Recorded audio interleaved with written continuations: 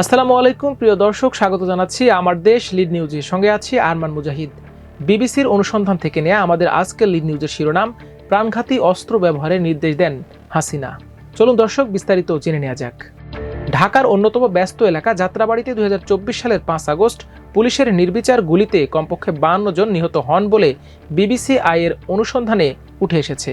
ঘটনাটিকে বাংলাদেশের ইতিহাসে সবচেয়ে ভয়াবহ পুলিশি সহিংসতাগুলোর একটি হিসেবে বিবেচনা করা হচ্ছে। এই হত্যাকাণ্ড সেদিন ঘটেছিল যেদিন শিক্ষার্থীদের নেতৃত্বে টানা 36 দিন ধরে চলা বিক্ষোভের মুখে দেশটির তৎকালীন প্রধানমন্ত্রী শেখ হাসিনা ক্ষমতাচ্যুত হন এবং ভারতে পালিয়ে যান। এর আগে আন্দোলনে নির্বিচারে গুলি চালানোর নির্দেশ দেন তিনি। জাতিসংঘের তদন্তকারীদের মতে গত গ্রীষ্মে বাংলাদেশের আন্দোলনে 1400 জন মানুষ মারা গিয়েছিল। গত বছর সরকার বিরোধী বিক্ষোভের শেষ দিনে ভয়াবহ ঘটনাটি কিভাবে ঘটেছিল সেটি বের করার জন্য তখনকার শত শত ভিডিও, ছবি ও প্রত্যক্ষদর্শীদের সাক্ষ্য গ্রহণ এবং সেগুলো বিশ্লেষণের পাশাপাশি সরেজমিনে বেশ কয়েকবার যাত্রাবাড়ির ঘটনাস্থল পরিদর্শন করে বিবিসি।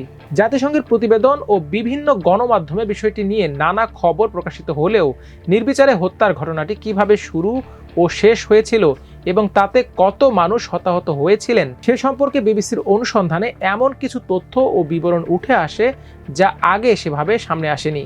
আন্দোলনকারীদের ওপর নির্বিচারে গুলি ও হত্যাকাণ্ডের বিষয়ে বক্তব্য জানতে বাংলাদেশ পুলিশের সঙ্গে যোগাযোগ করা হলে বাহিনীর একজন মুখপাত্র ঘটনা স্বীকার করে বিবিসিকে বলেন, জুলাই গণঅভ্যুত্থানের সময় এ ধরনের দুঃখজনক ঘটনা ঘটেছে, যেখানে তৎকালীন পুলিশ বাহিনীর কিছু সদস্য অতিরিক্ত বল প্রয়োগে লিপ্ত হয়েছিল এবং আন্দোলনকারীদের নিয়ন্ত্রণে অপেশাদার আচরণ করেছিল। যাত্রাবাড়িতে হত্যাকাণ্ড শুরু হয় যেভাবে, অনুসন্ধান চলাকালে ঘটনার এমন একটি গুরুত্বপূর্ণ ভিডিও বিবিসির হাতে আসে যেখানে 5 আগস্ট বিকালে যাত্রাবাড়িতে পুলিশের গুলিবর্ষণ শুরুর কিছু মুহূর্ত দেখা যায়। ভিডিওটি এমন এক আন্দোলনকারীর মোবাইল ফোন থেকে বিবিসি সংগ্রহ করেছে যিনি নিজেও সেদিন পুলিশের গুলিতে প্রাণ হারান। নিহত ওই আন্দোলনকারীর নাম মিরাজ হোসেন। পুলিশ যখন বিক্ষোভকারীদের ওপর গুলিবর্ষণ শুরু করে সেই সময়ের ভিডিও ধারণ করেছেন মিরাজ। মর্মান্তিকভাবে মোবাইল ক্যামেরায় ওই ভিডিওতে তার জীবনের শেষ মুহূর্ত ধরা পড়েছে। মিরাজের মৃত্যুর পর পরিবারের সদস্যরা তার মোবাইলটি খুঁজে পান এবং ফোনে সংরক্ষিত ভিডিওটি বিবিসিকে দেন। ভিডিওর মেটা ডেটা বিশ্লেষণ করে দেখা যায় সেদিন নির্বিচারে গুলিবর্ষণের ঘটনাটি শুরু হয়েছিল দুপুর 2:43 ভিডিওটিতে যাত্রাবাড়ি থানার মূল ফটকে বিক্ষোভকারীদের সামনে সেনাবাহিনীর একটি দলকে দাঁড়িয়ে থাকতে দেখা যায়। এরপর হঠাৎ করেই তারা ওই এলাকা থেকে সরে যান। এ ঘটনার কিছুক্ষণের মধ্যে যাত্রাবাড়ি থানার ভেতরের পুলিশ সদস্যরা ফটকের সামনে অবস্থানরত বিক্ষোভকারী জনতার ওপর আকস্মিকভাবে গুলিবর্ষণ শুরু করে। থানার উল্টো দিকে অবস্থিত একটি ভবনের সিসিটিভি ফুটেজে দেখা যায় পুলিশ গুলি চালানো শুরু করার পর প্রাণ বাঁচাতে গলির ভেতরে গিয়ে ছুটে পালাচ্ছেন বিক্ষোভকারীরা। ওই সময়ের আরেকটি ভিডিওতে আহতদের শরীরে লাথি মারতেও দেখা যায় পুলিশকে। ভাইরাল হওয়া ভুল ভিডিও। মিরাজের ধারণ করা ভিডিও থেকে হত্যাকাণ্ডটির সূত্রপাতের বিষয়ে স্পষ্ট একটা ধারণা পাওয়া যায়। সেই সঙ্গে এটি আরও দেখিয়েছে যে যাত্রাবাড়ির অন্য আরেক দিনের একটি ভাইরাল ভিডিওকে ভুলভাবে কিভাবে 5 আগস্টের হত্যাকাণ্ডের ভিডিও বলে দাবি করা হচ্ছিল। যাত্রাবাড়ি থানার ভেতর থেকে ধারণ করা এই ভিডিওটি জুলাই গণঅভ্যুত্থানের পরবর্তী কয়েক মাসে সামাজিক যোগাযোগ মাধ্যমে ব্যাপকভাবে ছড়িয়ে পড়েছিল। তবে 5 আগস্টের যাচাই করা ভিডিওগুলোর সঙ্গে পরীক্ষা নিরীক্ষার পর বিবিসি নিশ্চিত হয়েছে যে ভাইরাল হওয়া এই ভিডিওটি আসলে সেদিনের পুলিশি সহিংসতার নয়, বরং অন্য কোনো দিন ধারণ করা হয়েছিল। বস্তুত ভিডিওটি ধারণ করা হয়েছিল আগের দিন, অর্থাৎ 4 আগস্ট। ওই দিন বিক্ষোভকারীরা যাত্রাবাড়ি থানার সামনে একত্রিত হলে পুলিশ তাদের ওপর হামলা চালায়। 4 আগস্টের এই ঘটনার কিছু ভিডিও বিবিসি সংগ্রহ করেছে যেখানে পুলিশকে থানা থেকে বেরিয়ে মহাসড়কের দিকে গুলি চালাতে দেখা যাচ্ছে। এ সময় আন্দোলনকারীদের একজনের ধারণ করা ভিডিওর গুলির শব্দের সঙ্গে ভাইরাল হওয়া ভিডিওর গুলির শব্দের মিল খুঁজে পেয়েছে বিবিসি। দুটি ভিডিওতেই 3টি গুলির শব্দ শোনা যাচ্ছে এবং থানার বাইরে একটি ট্রাক থেকে ধোঁয়া বের হতে দেখা যাচ্ছে। 4 আগস্টের আরেকটি ভিডিওতে থানা প্রাঙ্গণ থেকে পুলিশের বের হওয়ার ঠিক আগ মুহূর্তের দৃশ্য দেখা যাচ্ছে। এই ভিডিওতে থানা প্রাঙ্গণের গাড়িগুলোর অবস্থান ও রঙের সঙ্গে ভাইরাল ভিডিওটির গাড়িগুলোর অবস্থান এবং রং পুরোপুরি মিলে যায়। হত্যাকাণ্ড কতক্ষণ চলে? অনুসন্ধানে বিবিসি দেখেছে যে 5 আগস্ট বিকালে যাত্রাবাড়ি থানার সামনে 30 মিনিটেরও বেশি সময় ধরে হত্যাকাণ্ড চালানো হয়েছিল। ঘটনার সময়ের কিছু ড্রোন ভিডিও বিবিসির হাতে এসেছে। ভিডিওর মেটাডাটার তথ্য বিশ্লেষণ করে দেখা যায় বিকেল 3:17 যাত্রাবাড়ি থানার সামনের মহাসড়কে বিক্ষোভকারীদের ওপর পুলিশ গুলি চালাচ্ছিল। এরপর তাদের বড় একটি দলকে থানার উল্টো পাশে অবস্থিত একটি অস্থায়ী সেনা ব্যারাকে আশ্রয় নিতে দেখা যায়। ড্রোন ভিডিওতে মহাসড়কের ওপর হতাহতের একাধিক লাশ পড়ে থাকতেও দেখা গেছে। ভ্যান, রিকশা ও বাইকে করে আহতদের হাসপাতালে নিয়ে যাওয়ার চেষ্টা করেন আন্দোলনকারীরা। পরবর্তী কয়েক ঘন্টার মধ্যে আন্দোলনকারীদের একটি অংশ শাহবাগের দিকে চলে যান, আর যারা তখনও যাত্রাবাড়িতে ছিলেন তাদের মধ্যে বিক্ষুব্ধ একটি অংশ থানায় আগুন দেন। এ ঘটনায় পুলিশের কমপক্ষে 6 সদস্য নিহত হন।